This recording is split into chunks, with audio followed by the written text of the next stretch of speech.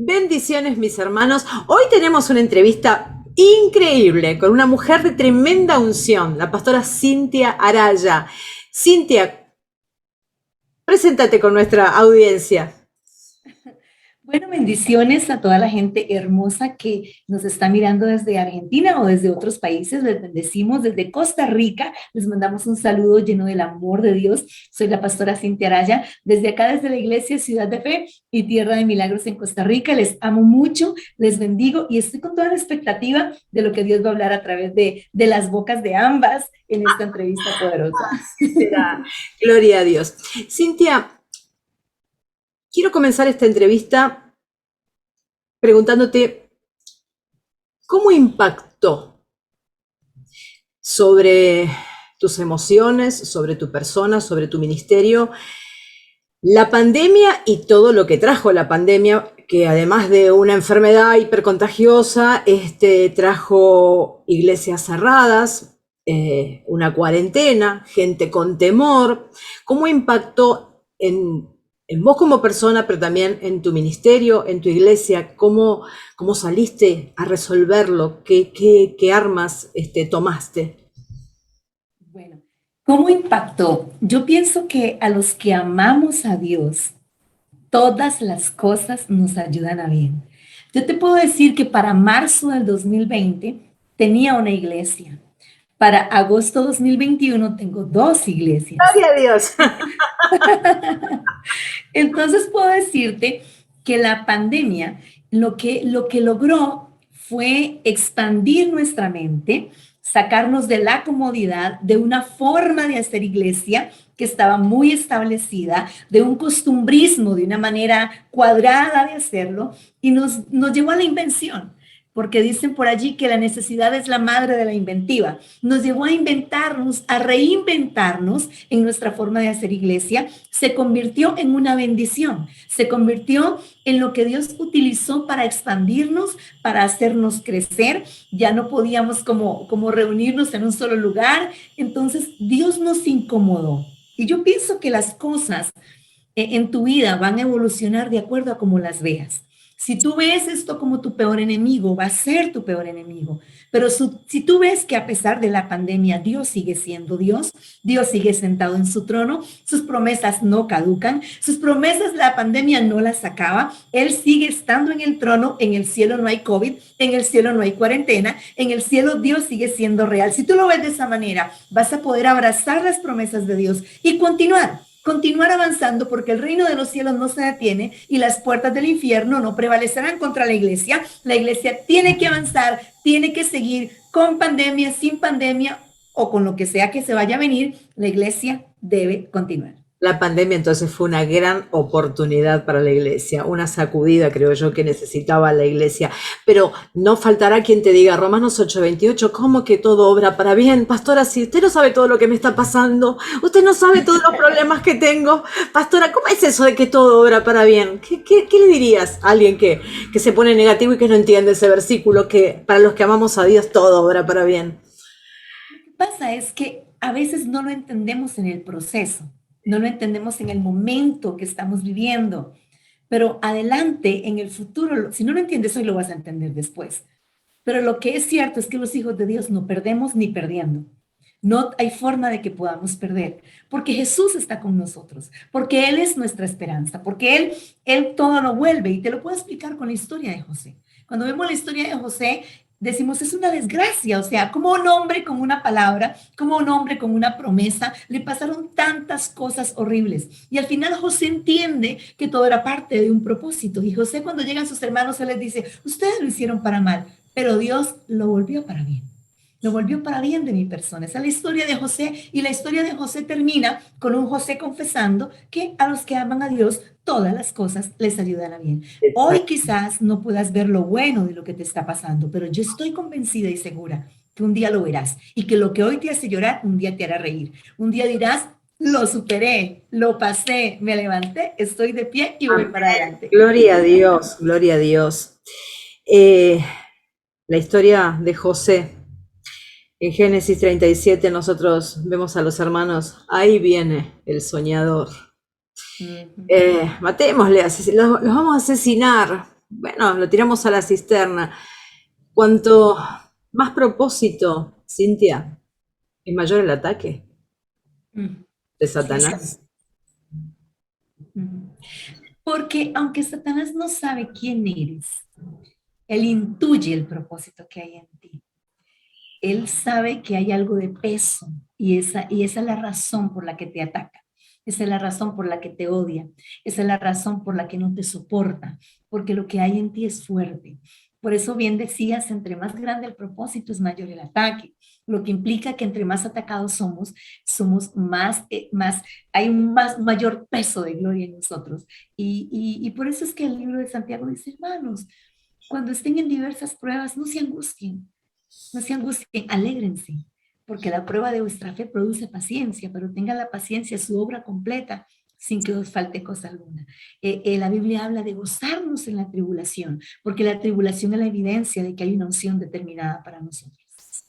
Qué importante para aquellos hermanos que están pasando por ahí por momentos dolorosos, de aflicción, por azotes y sacudidas y saber resistir. A mí de la historia de José siempre me sorprende y me enriquece ver cómo él seguía apostando a Dios. Mm, En todas las circunstancias adversas que él iba pasando, él seguía siendo fiel a Dios. así es. Y eso es lo que nosotros tenemos que procurar.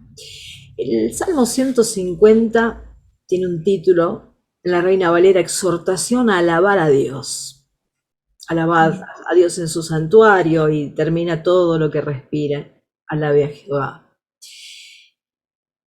¿Qué es la alabanza? ¿Qué es la adoración? ¿Qué tan importante es que el creyente alabe, adore al Señor? ¿Qué tan poderosa es? Y a la vez una pregunta que por lo menos la he hecho ya varias veces porque es algo que es una apreciación mía.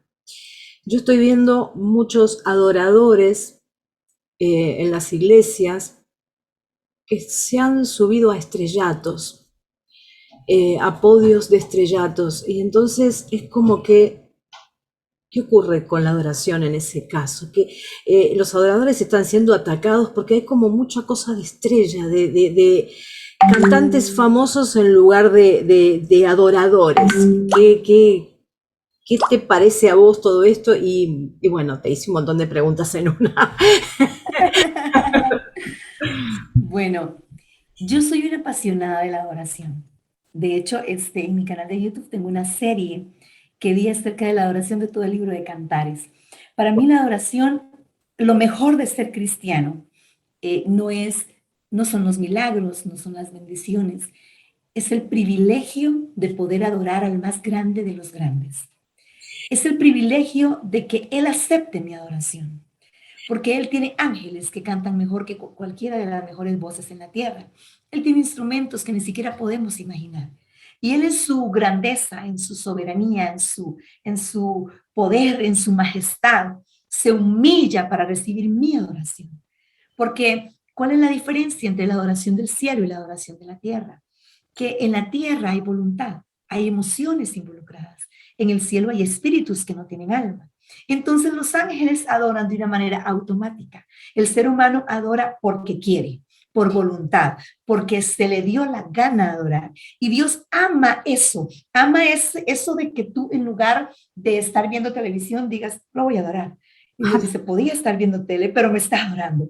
Entonces, para mí la adoración es fascinante, es uno de los privilegios más grandes de ser cristiano, pues ser salvo, obviamente, pero adorar, entregarme en adoración. ¿Qué pasa con la adoración de las iglesias?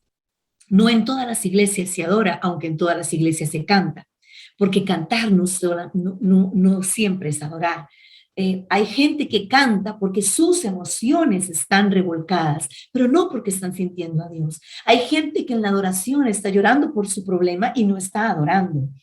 Hay gente que en medio de la adoración está pensando en lo que dejó sin hacer y solo su boca está cantando. Por eso Dios decía, este pueblo que de labios me honra, pero su corazón está lejos de mí. La verdadera adoración es aquella que conecta tu corazón con el corazón de Dios. Es aquella adoración que te lleva al eterno, que te lleva a las profundidades de su corazón, que te lleva a enamorarte de él. Entonces, ¿qué pasa en las iglesias? Tenemos mucha gente que sabe cantar, tenemos mucha gente que lo hace bien, tenemos mucha gente que sabe cómo tomar un micrófono, que sabe cómo desenvolverse en la plataforma, pero no sabe cómo desenvolverse en el corazón de Dios. Gente que sabe cómo mover masas, pero no mueve a Dios. Entonces, ¿qué es lo que sucede? Cantan bien, lo hacen bien y qué bueno, porque deberíamos de hacer las dos cosas bien, tanto cantar bien técnicamente como adorar. Pero estamos más llenos de la parte técnica que de la parte espiritual.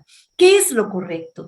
Yo creo que la gente, los que cantan, los que saben cantar, deben dedicarse a aprender a adorar. Porque cuando aprendes a adorar no hay espacio para ser estrella. Cuando tú aprendes a adorar, tú sabes quién es el grande en ese lugar.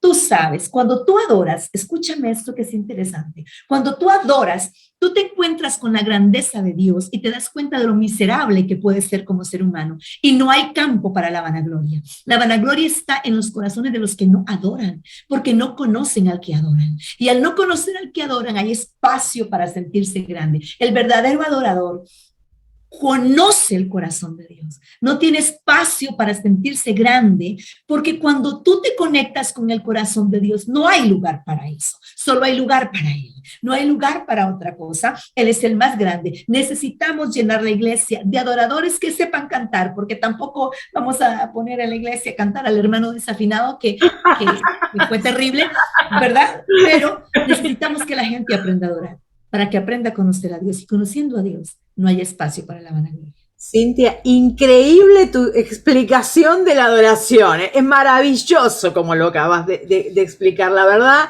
que increíble, increíble.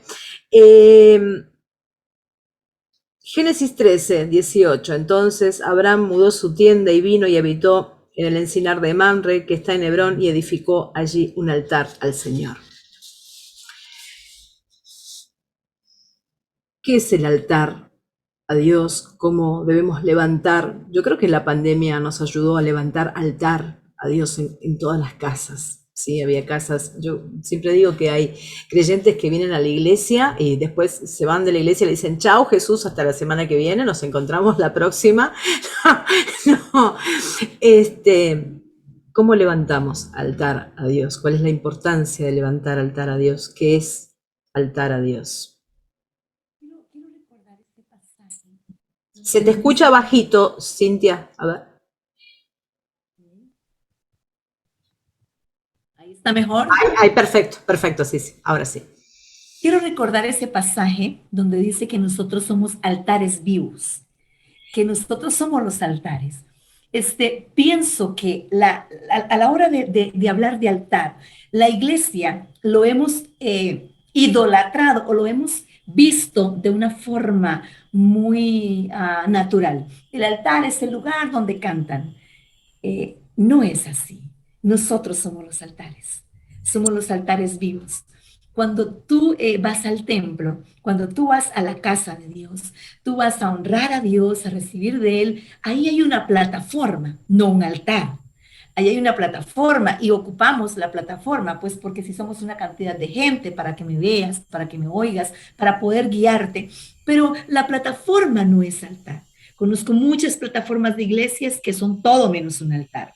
Y conozco muchas personas que son altares vivos desde su interior, desde su adoración. Entonces creo que hay un concepto. Y sabes, quería hacerte un comentario impresionante, Adriana, porque cuando empezó la pandemia, más o menos para allá de abril, mayo 2020, un día estaba en mi oficina adorando. Y en la adoración fue tan fuerte, fue tan poderosa y había tanta libertad. Y yo le dije a Dios, ¿qué es esto que siento hoy? ¿Por qué lo siento? Y él me dijo, ¿sabes por qué? Porque todos los templos están cerrados. La idolatría ha caído y ahora tú eres mi único templo. Ahora lo entendieron. Y yo ese día, Sí. wow, estuve en el suelo y yo dije, es cierto, ya no hay, el Señor me explicaba en su amor, ¿verdad? Cuando Él como Padre nos habla y Él me explicaba, sabes, en este momento no hay un solo templo abierto de ninguna religión en el mundo entero. Llámese como se llame la religión, pero hay miles de templos con manos arriba.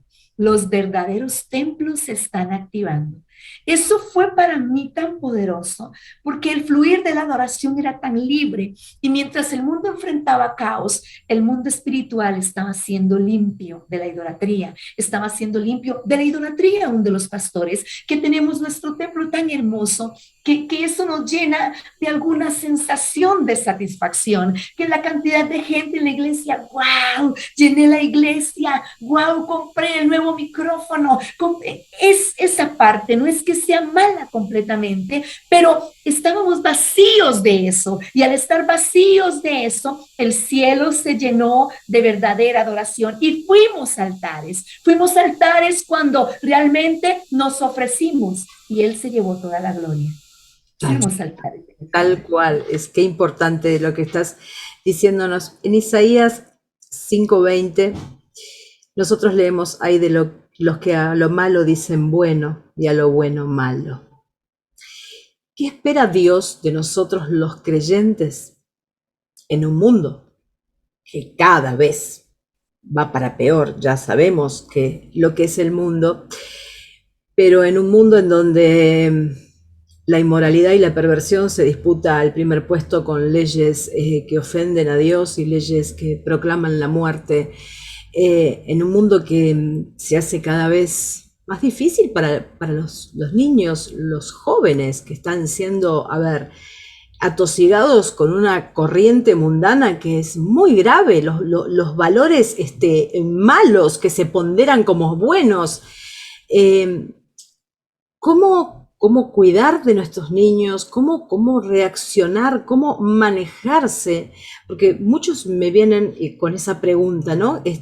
Con un mundo que va con la maldad en ascenso. Todo lo que ocurre, ya estamos avisados, nada nos sorprende.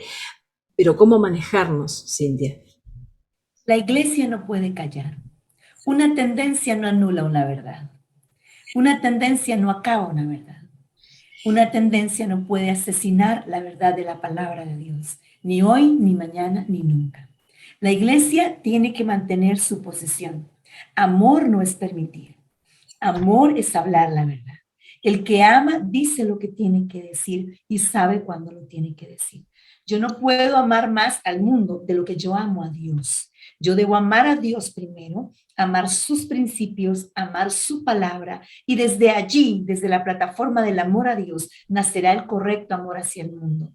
Nosotros, la Iglesia de Cristo, no puede avalar una mentira. Necesitamos sacar la cara. ¿Saben? La gente en sus ideologías que cree son tan agresivos a la hora de creerlo, y nosotros somos tan pasivos a la hora de creer lo que nosotros creemos. Estamos tan tranquilos esperando que los ángeles bajen y hagan el trabajo por nosotros, esperando que un día las piedras hablen. No puede ser así. La iglesia no debe juzgar, pero sí debe decir la verdad. Y decir la verdad y juzgar son dos cosas diferentes. Decir la verdad, el tráfico no te está juzgando cuando te cruzas la luz roja. El tráfico te está sancionando porque te cruzaste la luz roja. Tú no le vas a decir, me estás juzgando, no me hagas el parte, no me dañes, me estás juzgando. No, él te va a decir, no te estoy juzgando, tú te juzgaste solo cuando te cruzaste la luz.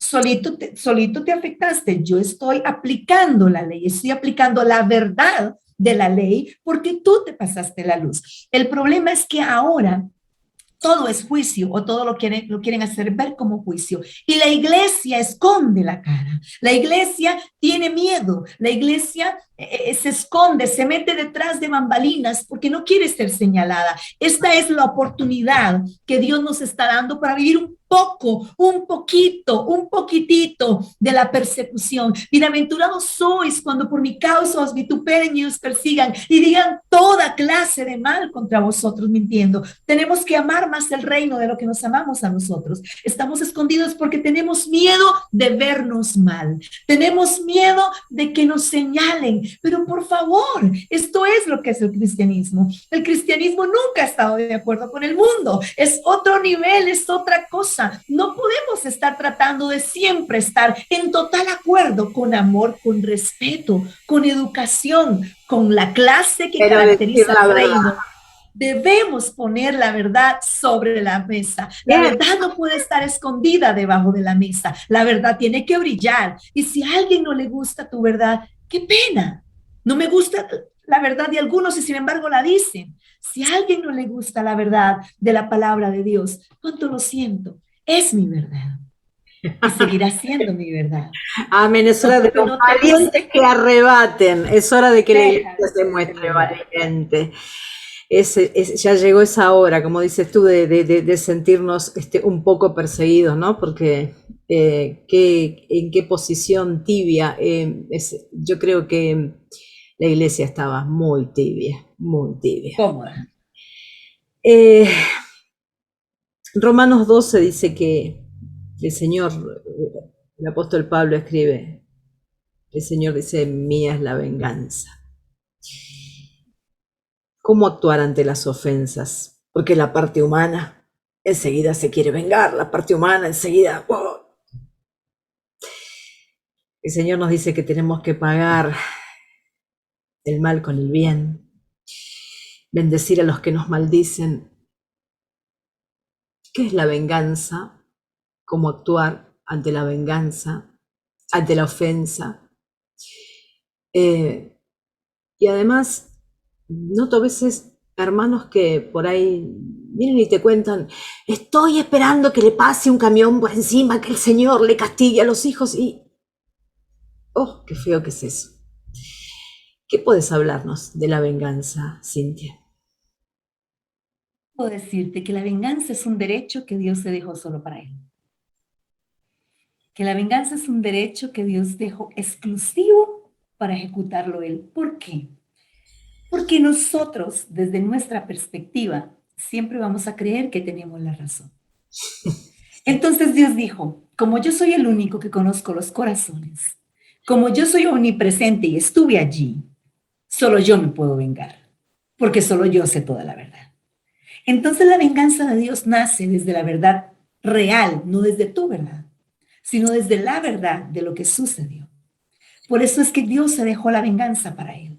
Cuando nosotros nos vengamos de alguien, podríamos pecar de injustos, porque no conocemos las intenciones de los corazones. Nosotros juzgamos por nuestro limitado conocimiento. Y desde nuestro limitado conocimiento podríamos equivocarnos terriblemente. Por eso es que la venganza le pertenece a Jesús. ¿Qué hacer cuando nos ofenden? Nos van a ofender. Y me encanta como lo dice Santiago, porque todos ofendemos muchas veces. Entonces allí no tratemos de jugar de santos, porque vengarme es como, yo soy tan bueno, yo soy tan perfecto, todos ustedes son malos. Eso es vengarse. No trates de jugar de bueno, déjalo en las manos de Dios, perdona, lo que corresponde es perdonar. Y me gusta en el libro de Proverbios, como lo dice, perdón, en el libro de Eclesiastés, como lo dice Salomón, no andes buscando lo que dice mal de ti tu siervo, porque tú sabes que tú también has dicho mal alguna vez. Entonces, en la Biblia está claro, está clarísimo, no intente ser tan demasiado justo, porque el cuchillo afilado vendrá en su contra. Mejor vaya, llévelo a Dios. Si a usted lo humillaron, lo dañaron, lo afectaron, llévelo a Dios. Señor, aquí está mi causa.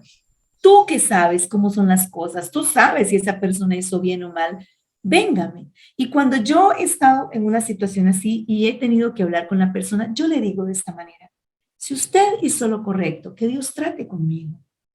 Si yo hice lo correcto, que Dios trate contigo. Porque yo no sé Yo no sé cómo, yo no conozco el corazón de la gente. Yo puedo juzgar desde afuera, pero yo no puedo saber lo que solamente Dios sabe. Así que el único justo para vengar es Dios. Nosotros siempre tendremos un poco allí como de intención personal que no va a salir bien, no va a terminar bien. Y que hay que apagarla en oración. La oración es un buen modo de apagar. Y orar por aquellos, ¿no? que nos ofenden. Eso es muy sanador. Y el perdón, la importancia del perdón. Cintia, la misericordia de Dios es a millares, incalculable para nosotros humanamente. El Señor nos perdona cuando venimos a Él, pero para aquellos, sobre todo, todos esos hermanos que son un poco iglesia, mundo. El otro día hice como un vals. Iglesia, mundo, iglesia, mundo. El Señor perdona cuando venimos arrepentidos, pero ¿borra la consecuencia del pecado? Una pregunta tan interesante. Yo siempre la explico de la siguiente manera. Y se lo explico así a los jóvenes, que son los que más lidian con la tentación, Exacto. porque es como, ay, yo puedo pecar y después regreso. Es como esa sensación de que no me Oye, quiero perder el placer, pero tampoco me quiero perder a Dios y los beneficios que Dios ofrece y los beneficios que Dios me da. Yo siempre se los explico de la siguiente manera. Eso es como cuando estás en periodo de exámenes y entonces tu mamá te dice, estudia, estudia, y tú no estudias, qué bueno que un ratito, que 10 minutos y después te vas. Viene el día del examen y te sacas un 50. Reprobaste. Tú llegas a donde mamá y mamá es experta para hablar. No sé, casi todas las mamás son buenas hablando. Y mamá te dice, no, qué barbaridad, que, ¿cómo se te ocurre? Fatal, yo te lo dije, tenías que estudiar, pero tú eres un cabezón que no me haces caso. Mamá se echa el discurso del año, de pronto si puedes, saca la sandalia, la chancleta y te da la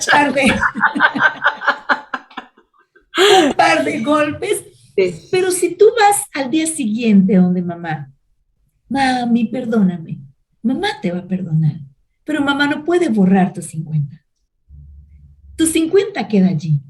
Aunque mamá te amó, te perdonó, ella se derrite cuando tú le dices, mami, te amo, y se le fue el enojo se acabó, pero ella no puede borrar con todo el amor que ella tiene, no puede borrar tus 50. Tu examen seguirá siendo 50, aunque ella te perdone. En Dios es igual. Dios nunca te va a rechazar. No importa lo que tú hagas. Tú puedes venir a Él y Él siempre, todas las veces que tú quieras regresar, los brazos de Dios estarán abiertos, jamás se cierran. Los brazos del Señor están permanentemente abiertos, pero Él no puede borrar las consecuencias de tus acciones. El pecado da concepción la muerte. Y es inevitable. Muerte, a veces hay matrimonios que han muerto, hay negocios que han muerto a raíz de un pecado, hay ministerios que han muerto a raíz de un pecado, hay muchas cosas que pueden morir a raíz de un pecado. No ponemos en duda la misericordia jamás está en duda, la misericordia jamás estará ausente, la misericordia es inagotable, nunca se acaba, pero la consecuencia del pecado es inalterable. La tienes que vivir sí o sí. No hay opción. Dios no te libra de eso porque esa fue tu decisión. Recuerda que Dios te dio el libre albedrío. Dios se autolimitó a sí mismo. Porque Dios podría tener robots y decir, hoy todos los de Argentina me van a adorar, mañana todos los de Brasil, el miércoles todos los de Colombia, el jueves todos los de Costa Rica, y tendría Dios una orquesta de adoradores en el mundo entero. Pero Dios decidió ponernos la voluntad para que fuera nuestra elección y para que siendo nuestra elección no pudiéramos culpar a nadie más. Y la embarramos Entonces, desde Génesis.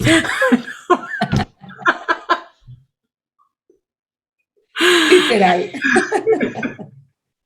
Es una alerta, ¿no? Para aquellos que juegan un poquito con esto, me voy un poquito al mundo, un poquito a los deleites, y después vuelvo y pido perdón, ¿no? Como que caro le costó a David, a un ungido, a un hombre con el corazón conforme al corazón de Dios, su pecado, ¿no?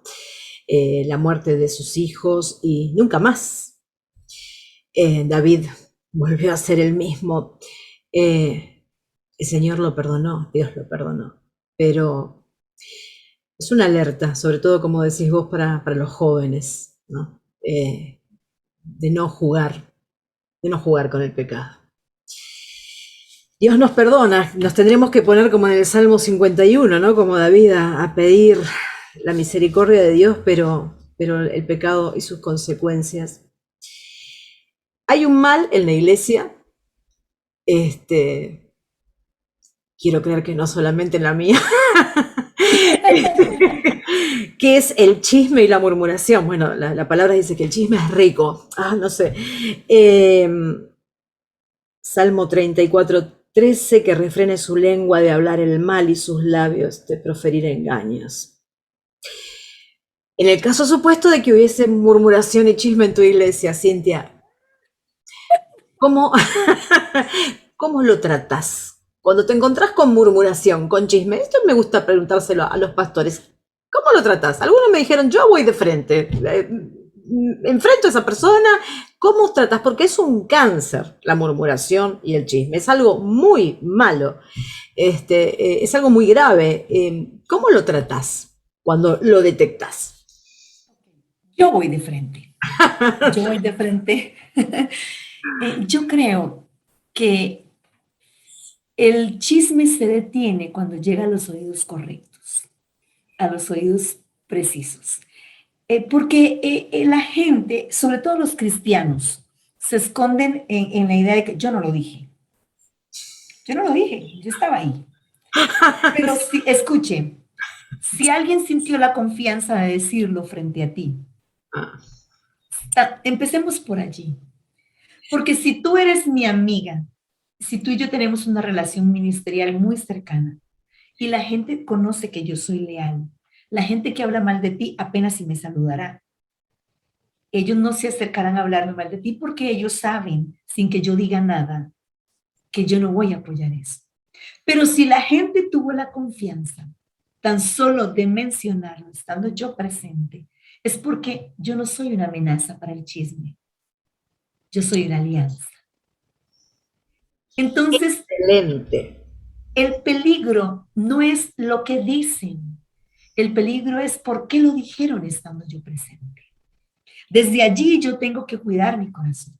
Si la gente siente tanta confianza para hablar de mal de las personas en mi presencia, es porque no hay suficiente integridad en mi corazón. Y ellos lo saben, lo detectan, porque recuerda que el chisme también es un espíritu inmundo y los espíritus se atraen. Y cuando hay un chismoso y se ve con otro chismoso, no ocupan hablar, no necesitan hablar.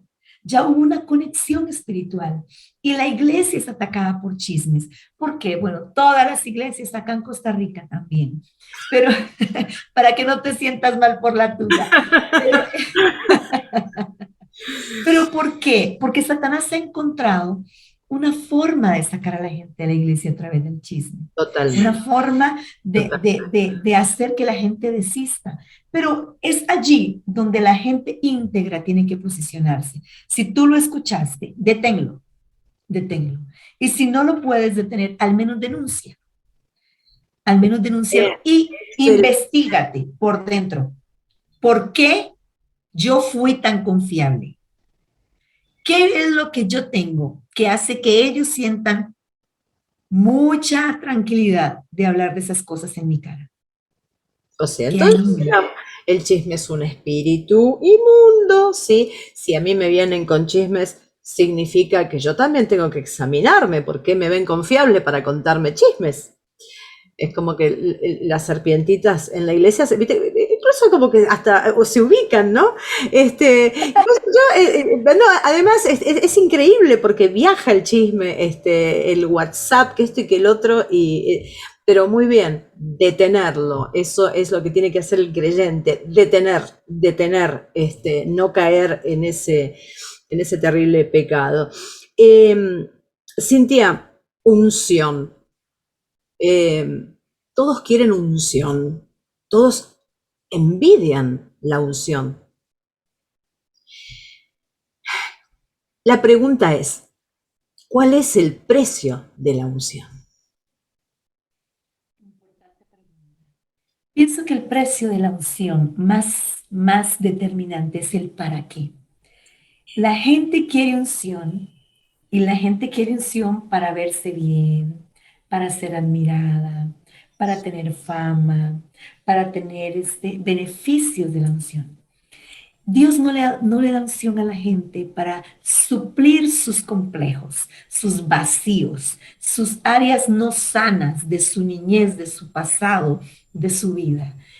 La unción no es un antídoto para tu dolor, para tus complejos, para tus crisis. La unción no es para eso. La unción obedece a una asignación. La unción obedece a una misión. La unción es la respuesta. Dios tiene un diseño, Dios tiene un plan y Dios desata una unción. Te doy el ejemplo. Éxodo capítulo 1. Muere el faraón que conocía a José. Y empieza a oprimir al pueblo de Dios el nuevo faraón porque ya no conocía la historia de José, ya no conocía la historia de aquel hombre que ayudó a subsistir a Egipto. Se le olvidó, él no fue parte de eso, entonces empieza a oprimir al pueblo. Entonces Dios hace un diseño, necesito un Moisés, una unción de libertad. O sea, Dios no primero hizo a Moisés y después dijo, a ver, ¿cuál quiere ser importante en Egipto? ¿Cuál de ustedes quiere ser el más importante? No, no. Dios tiene una necesidad, un pueblo que está esclavizado. Entonces, si eres esclavo, ocupas libertad. Ocupo a alguien con unción de libertad. Dios prepara la unción de libertad y prepara un vientre, Jocabed, la elige y siembra sobre ella el Moisés que cargaría la unción. La gente piensa al revés. Entonces la gente quiere la plataforma, la gente quiere todas las ventajas de la unción, pero no quieren la asignación. La asignación implica madurez, implica precio. ¿Qué significó para Moisés la asignación? Perder a su mamá, meterse en la casa de Faraón no siendo su gente, crecer en un contexto donde mamá era mi empleada y no mi madre. ¿Entiendes lo que eso significó para Moisés? Significó ser tirado al río cuando tenía solamente 3 meses porque su vida estaba amenazada de la muerte. Significó, por ejemplo, que cuando creció, Moisés tenía su corazón partido. Por una parte pertenecía al palacio y por otra parte había una pasión y un fuego que ardía dentro de él, que era parte de su unción y de su asignación, que lo llevó a matar a alguien y a tener que huir y escapar. Y pasar de ser, escuche qué interesante, de ser un hijo de palacio a servirle a Yetro, su suegro, cuidando las ovejas, porque había una asignación que le había desatado una unción. Ese fue el precio de Moisés. No fue que simplemente brilló desde el principio, nació y partió el mar en dos y pasó. No. Para llegar allí tuvo que pagar un precio. Dios no manda unciones para satisfacer la vanidad de la gente. Dios manda unciones porque hay una asignación determinada, hay una misión asignada, valga la redundancia, y de acuerdo a esa misión Dios manda la unción. La unción no es el antídoto para los enfermos emocionales, la unción es el antídoto para que Dios cumpla sus diseños y propósitos y las asignaciones que Él tiene predeterminadas para sus pueblos, para sus naciones, para su iglesia. Bien. Cintia, muchas veces me preguntan, incluso hasta me lo afirman, a veces me preguntan cómo habla Dios. Algunos hermanos o hermanas de la iglesia me dicen, ¿me habló Dios? Sentí que fue Dios. A veces sí es Dios y a veces sabemos que no, que hay uno que se disfraza de ángel de luz. ¿Cómo habla Dios? También sabemos que es a través de su palabra. La escritura es la voz de Dios. Pero ¿cómo habla Dios y cómo sé que me habló Dios? ¿Cómo sé que eso que me vino a través de una visión, cómo sé que fue Dios? Porque sabrás que también en todas las iglesias se levantan tantos profetas que al final son todos profetas. Es como que el don de profecía, ¿cómo sé que me habla? Hay oferta. decir una cosa. Yo no sé si a vos te ha pasado, pero a mí muchas veces he estado buscando que Dios me hable y he estado buscando una oración y Dios ha permanecido en silencio y yo lo sigo buscando hasta que ahí Dios habla y wow. Pero bueno, ¿cómo habla Dios? ¿Cómo sé que viene de Dios? Muy buena pregunta. Y creo que lo más importante para la respuesta a esta pregunta es saber que hay tres tipos de voces que nos van a hablar siempre. Tres tipos de voces que están activas. Mi propia voz, que tiene que ver con mis deseos, con mis expectativas, con lo que yo quiero. La voz de Satanás, que nos va a hablar siempre. Satanás está, así como Dios está hablando siempre, el enemigo está hablando siempre. Y la voz de Dios. Entonces, ¿cómo tú conoces la voz de tu mamá? Por la relación, porque tienes una relación con él. Tú puedes estar encerrada en una habitación y si tu mamá te llama, tú no ocupas decir, ¿es ella o no es ella? Porque tú conoces su voz, porque viviste, creciste con ella. Su voz te es tan familiar que no hay confusión. ¿Cómo saber cuando Dios me habla? Cuando yo me relaciono con Dios. En la medida en que yo me relacione con Dios, voy a aprender a discernir, a marcar la diferencia entre su voz y las otras voces. Dios no siempre me va a hablar lo que yo quiero. A mí me preocupa mucho la gente que Dios siempre le habla, pero para otros, Ajá. pero nunca le habla para corregirse a sí mismo. Entonces yo digo, no es Dios, porque la voz de Dios, antes de Dios usarte para otros, la voz de Dios va a venir a tu corazón para corregirte a ti. La voz de Dios, a mí no me importa lo que Dios, o sea, a mí no me importa más lo que Dios me tiene que decir a otros a través de mí, que lo que Dios me tiene que decir a mí para mí. ¿Me entiendes? Porque al final muchos dirán en su nombre mil cosas y al final se van a quedar. Yo quiero tener la seguridad de que me habló a mí y me corrigió a mí porque yo quiero irme. Hay gente que está más interesada en recibir una palabra de Dios para decirle a otros que lo que Dios les tiene que decir a ellos mismos.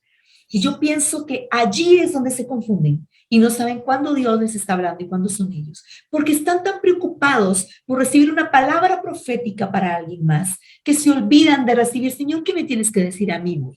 O sea, ¿qué tienes que corregir de mí hoy? ¿Qué me quieres confirmar a mí hoy? Y entonces hemos usado la voz de Dios de una manera mística. Así te dice el Señor. Yo me muevo en lo profético. En Costa Rica soy conocida como la profeta Cintia Araya. Pero yo no deseo tanto que Dios me hable para otros como deseo que Dios me hable para mí, que Dios me diga a mí. Y muchas veces Dios me ha Totalmente. corregido. Y me siento tan amada porque Dios le habla a poca gente como me habla a mí. Poco le ha faltado a veces para garrotearme. Eso me hace sentir, eso me hace sentir que Él me tiene confianza, porque me habla, a veces me ha dicho tan fuerte algo y yo digo, uy, sí, Dios mío. Y eso es como, tienes tanta confianza en mí que me lo puedes decir de esta manera. No hay una mejor palabra de Dios que la que Dios te dice a ti para ti. Es Y bellísimo. ese es el parámetro. Es- y bueno, y tener en cuenta entonces los que nos van a escuchar de que Satanás también habla todo el tiempo, ¿eh? Imita las cosas del reino de los cielos, tener en cuenta eso. Eh, la importancia del perdón, ¿por qué tenemos que perdonar? Porque muchas veces te habrán venido como a mí, no puedo perdonar esto, pero esto es algo grave, un abuso, cosas que marcan muchísimo, no puedo perdonarlo o no me puedo perdonar, porque hay personas que no se pueden perdonar a sí mismas. Eh, la importancia del perdón y cómo lograrlo, Cintia. El perdón no es importante, es determinante. Y esa es la diferencia. Hay cosas importantes y hay cosas determinantes. En el libro de Mateo, cuando Jesús le habla a los discípulos sobre el Padre Nuestro, Él les dice, perdona, cuando les está enseñando el modelo de la oración, perdona nuestras ofensas como nosotros perdonamos a los que nos ofenden. El perdón no es una opción cuando se trata de ser perdonado. No es una opción. Es una determinación, es una necesidad.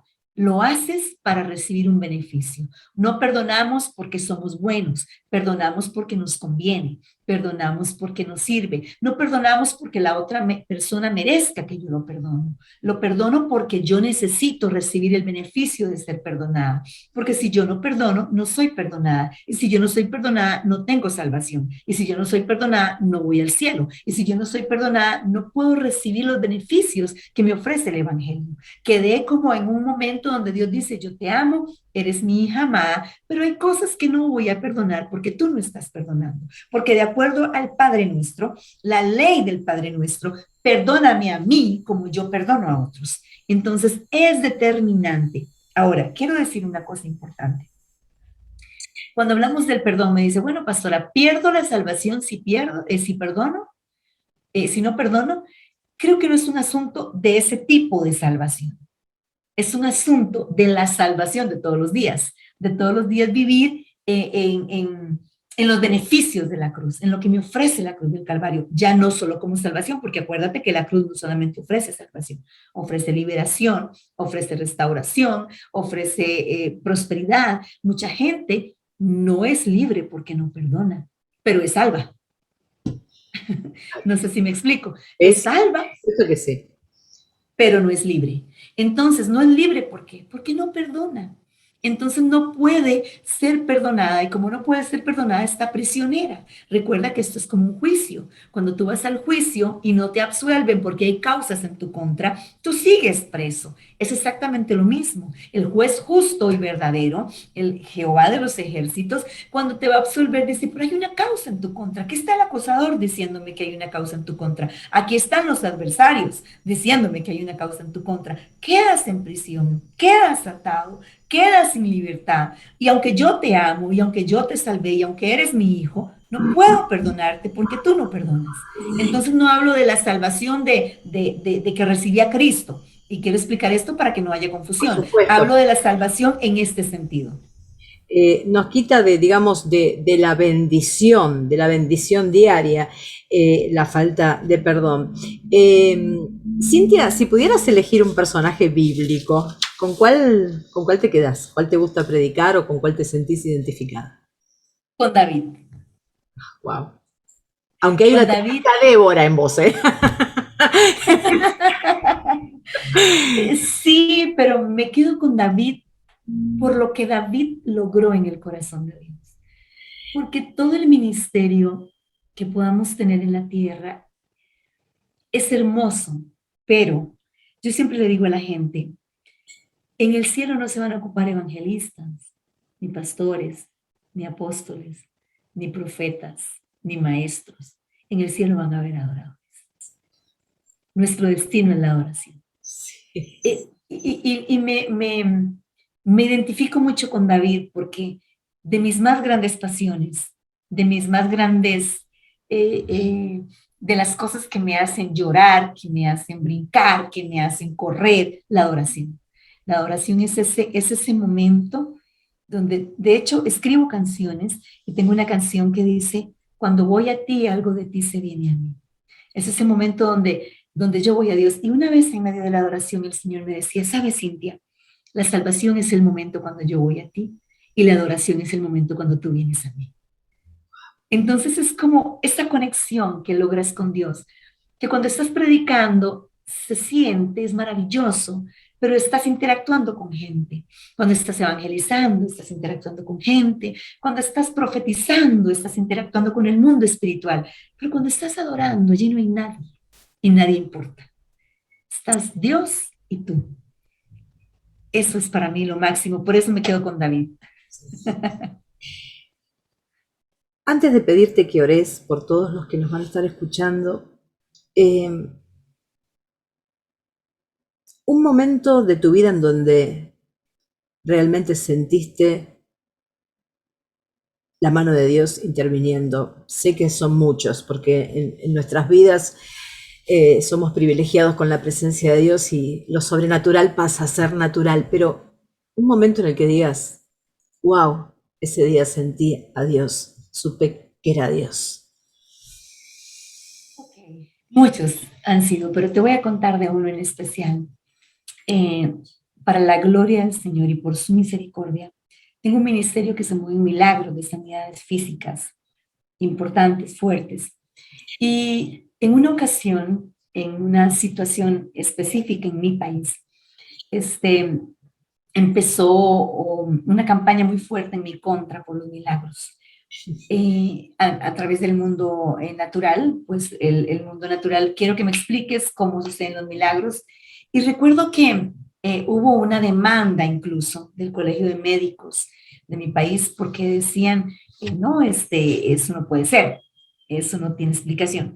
Entonces recuerdo que estaba una noche, había llorado bastante, había estado en la búsqueda del Señor, pero a la vez como desanimada, llorando, y le decía al Señor, yo no vuelvo a orar por milagros, Señor, yo no vuelvo a orar por sanidades. Estaba en Costa Rica le decimos ese berrinche, ¿verdad? Ese momento difícil, y entonces me quedé dormida llorando. La demanda que me hacían incluso me podía enviar a la cárcel en su momento. Y recuerdo que me quedé dormida llorando y esa madrugada estaba privada y mientras estoy durmiendo siento a alguien que toca mi hombro, me mueve y donde yo abro los ojos tengo un ángel al frente. Nunca en mi vida había visto un ángel al frente. Vive Dios que te digo la verdad. Y él me mira con sus ojos penetrantes, con unos ojos, una mirada que nunca en mi vida he visto antes. Y él me mira y me dice con tanta paz, con tanta tranquilidad, con tanta seguridad, Hechos 22. Yo me sobresalto donde lo miro, me vuelve a tocar, me duermo inmediatamente y en la mañana siguiente cuando despierto le digo a mi esposo, vino un ángel a la casa, yo lo vi, yo lo vi. Cuando yo abro el libro de Hechos capítulo 22, es cuando a Pablo lo van a encarcelar y al final no lo pueden encarcelar porque él era ciudadano romano y Dios me dice en la mañana, te envié mi ángel para que sepas que te voy a guardar, que te voy a proteger, que mientras tú defiendas mi reino, yo defenderé tu vida. Y así fue, todo se desvaneció, todo terminó.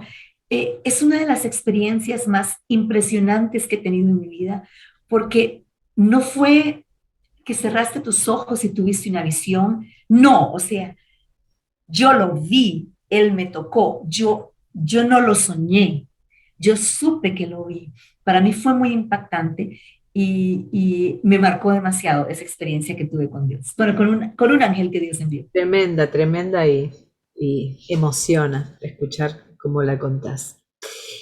Eh, ¿Qué le dirías? Una pregunta más, ya estoy abusando de tu tiempo.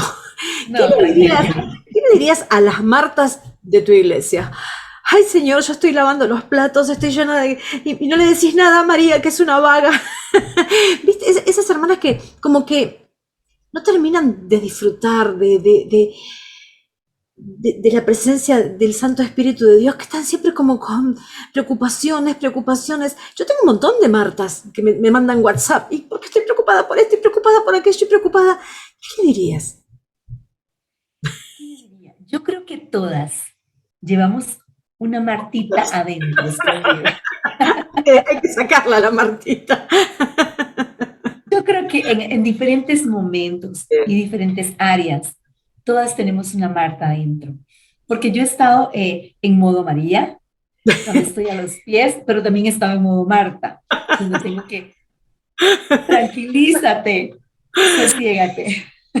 ¿Qué le puedo decir? Que no se preocupe, que no deje que el afán le robe la presencia del maestro, que siempre la mejor parte va a ser a sus pies y que yo creo que es un proceso de madurez, que Marta madura y se convierte en María, que Marta crece, que Marta deja de ser Marta, que Marta con el tiempo, en la madurez de la palabra, de la revelación, del conocimiento de Dios, de la búsqueda, de la oración, del ayuno, Marta empieza a tranquilizarse y empieza a transformarse.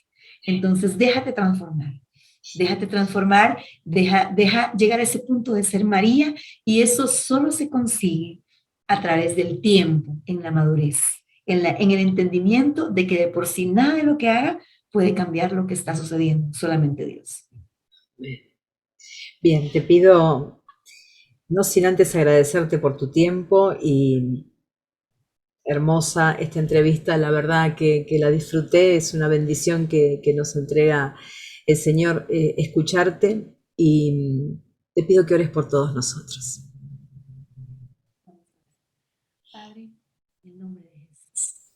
Te escuchamos bajito, acércate un poquito más. Queremos darte gracias por este momento. Gracias por tu amor, por tu misericordia. Gracias por hablarnos en esta entrevista, Señor. Gracias por los medios de comunicación que se están abriendo para que tu pueblo pueda expresar las verdades de tu palabra. Oro por Argentina, Señor. Oro por los hermanos que nos miran y nos escuchan. Bendícelos, Espíritu Santo. Ahí donde están, haz milagros, Señor, sanidades. Trae paz, trae seguridad, trae confianza. Trae confianza, Señor, no en las leyes de la tierra, sino en las leyes del cielo que se imponen sobre las leyes de la tierra.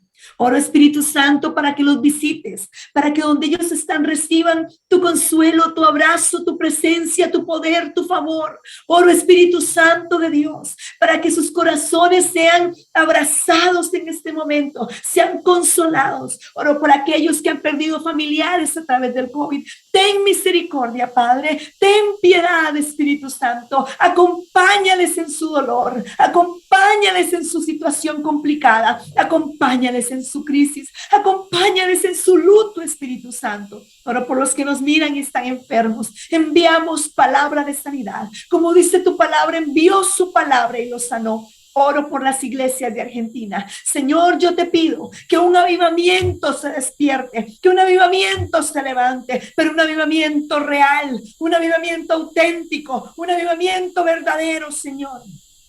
Oro por los pastores que están cansados, que quieren cerrar sus iglesias. Oro por los que están desanimados. Señor, ten misericordia. Señor, háblales de alguna forma contundente que ellos puedan escucharte. Háblales de alguna forma determinante que ellos puedan entender que tú estás con ellos. Levanta tu pueblo, Señor.